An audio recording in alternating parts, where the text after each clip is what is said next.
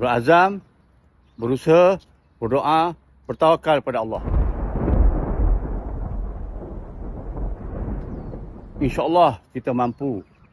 Berbaki 20 hari lebih lagi kita akan menyambut Hari Raya Aidiladha. Sudah semestinya kita berazam untuk melaksanakan ibadah korban pada tahun ini. Kepada yang telah mendaftar untuk laksanakan korban, Alhamdulillah.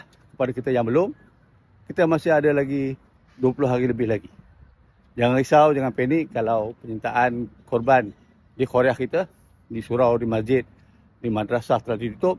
Kami Yayasan Amal Malaysia buka peluang daftaran korban sehingga 6 Jun untuk memberi peluang kepada umat Islam melaksanakan ibadah korban dengan harga yang mampu, khususnya kita laksanakan di luar negara dengan hanya sebahagian lembu RM380 untuk kita berkongsi rezeki, berkorbankan sedikit daripada rezeki kita dengan umat Islam di luar negara yang mereka ini setiap tahun sebenarnya menunggu-nunggu dengan korban daripada rakyat Malaysia.